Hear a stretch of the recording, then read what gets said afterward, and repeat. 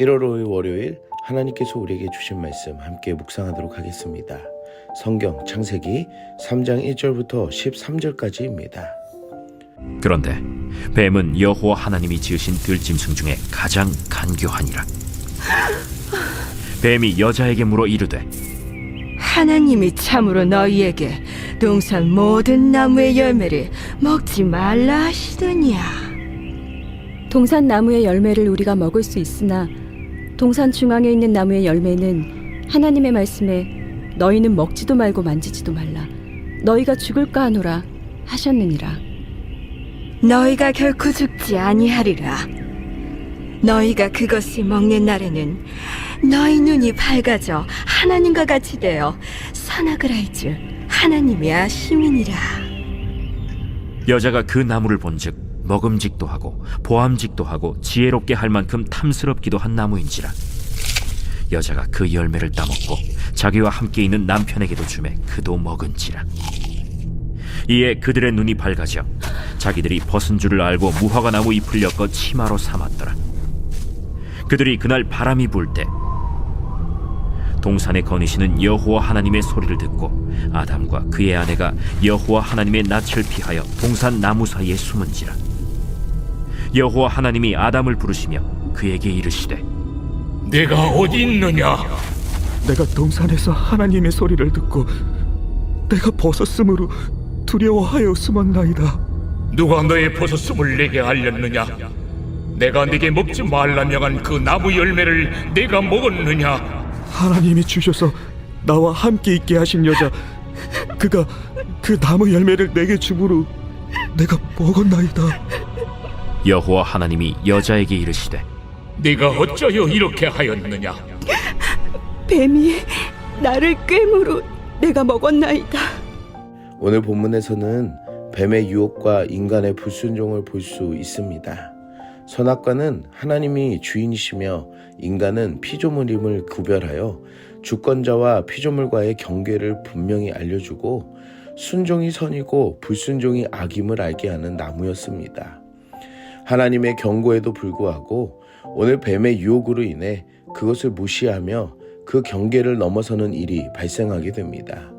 곧 그 경계가 무너진 것은 하나님이 주신 특권을 가볍게 여기며 하나님의 말씀으로 자신을 돌아보지 못한 결과가 되어버렸습니다. 죄의 유혹이 있을지라도 하나님의 특권을 중요하게 여기고 그분의 말씀에 순종하여 내 자신을 보는 것입니다. 하지만 하나님의 말씀을 들었음에도 가볍게 여긴 그 결과 사탄의 유혹에 넘어가게 된 것입니다. 사랑하는 성도 여러분, 하나님이 우리에게 주신 은혜와 사랑에 관하여 우리는 얼마나 귀하게 여기는지 생각해 보아야 합니다. 그리고 하나님의 말씀을 통해 내 자신을 돌아보고 말씀 앞에 신실하게 살아가는 여러분들이 되시기를 축복합니다. 죄는 말씀에 대한 의심에서부터 시작합니다. 간교한 뱀은 하나님의 말씀의 진정성과 의도를 의심하게 할 만한 질문을 던지면서 접근합니다.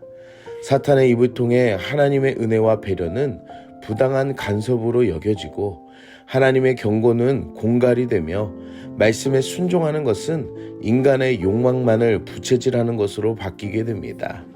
하나님의 말씀보다 뱀의 말을 더 신뢰했고 하나님께 순종하라는 말보다 하나님처럼 되라는 말을 더 좋아하게 돼버렸습니다. 하나님과 같이 되어 선악을 아는 것으로 뱀의 유혹에 넘어갔지만 사실 인간은 하나님처럼 될 수 없는 창조된 피조물이며 또한 선악의 문제를 해결할 수 없는 연약한 존재임을 망각하고 하나님의 말씀을 무시하게 되는 것입니다. 오늘날에도 여전히 사탄은 우리를 넘어뜨리기 위해 하나님의 말씀을 의심하게 하며 모든 것들의 출발이 하나님으로부터가 아니라 자신이 우선이 되는 경우를 볼 수 있습니다. 사랑하는 성도 여러분, 오늘 하루 우리에게 주신 생명의 말씀을 잘 지키며 살아갑시다. 그 말씀이 나를 살리며 사단의 유혹을 이기는 것입니다. 또한 그 말씀이 되어 오신 예수님과 늘 함께 동행하는 여러분들이 되시기를 축복합니다. 결국 이들은 하나님께서 창조하신 에덴 동산에서 죄를 범하게 되었습니다. 죄는 먼저 수치심을 주게 됩니다.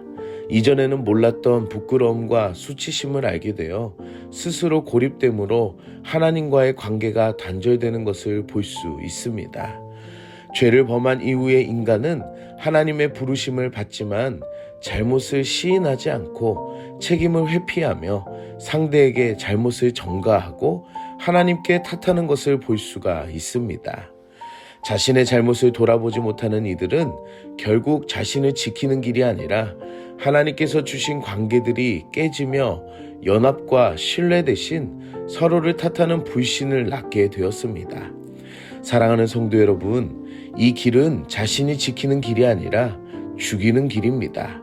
죄는 생명에 있지 않고 죽음으로 향하고 있음을 알아야 합니다. 오늘 하루 말씀을 통해 죄의 권세를 이길 수 있는 능력을 의지합시다. 유일한 그 한 가지의 방법은 바로 예수의 능력입니다. 함께 기도하겠습니다. 사랑의 하나님, 오늘도 말씀으로 은혜 주시니 감사합니다.